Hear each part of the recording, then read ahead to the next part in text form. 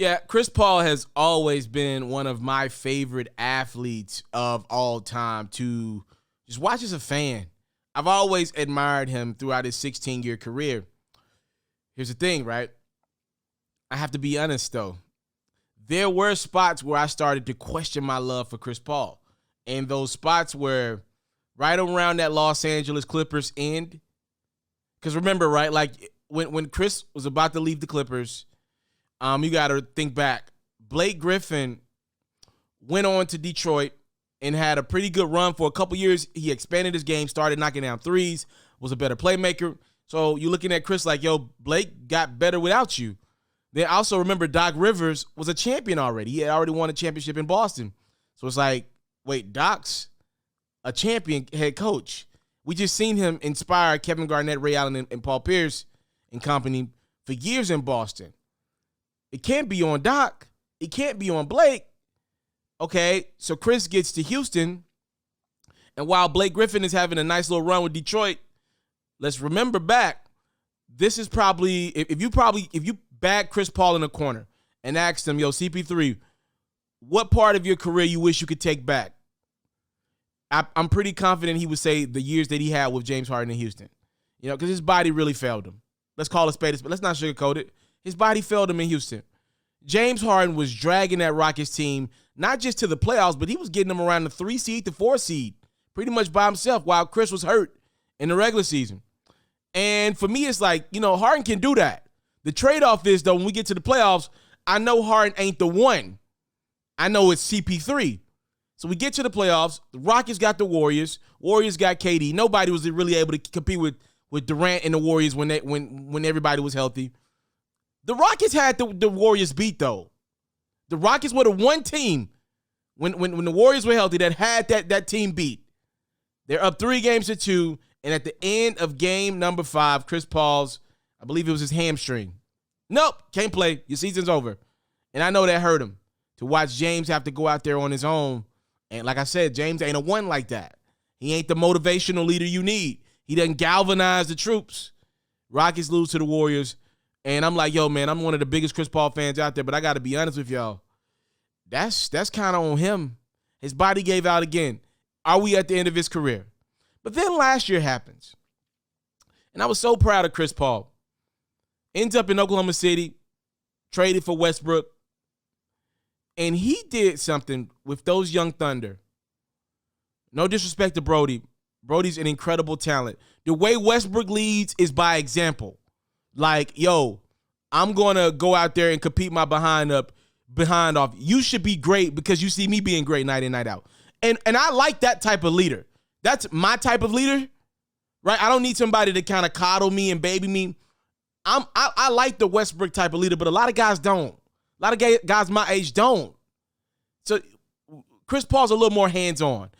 I'm going to go put the work in. I'm going to do it. But I also, I got time. I'll make time. I'll talk to you. What's up? You want to rap? I love you, right? Westbrook's more that tough love at all times. Chris can give you the tough love, but he knows how to show you some of the other sides of love as well. And I think it's probably because Chris got older kids than Brody does. And, so we get to Oklahoma City, and Chris, he balls out. What he did with that team, one of the best moments of his career, I'm sure of it. And it was such a great moment because the Thunder could have either, A, they could have held on to Chris Paul. Okay, Chris Paul wins you too many games. We got to trade him. They could have, though, and here's probably a more realistic option. B, the Thunder could have probably got more for CP3 than what they got from Phoenix.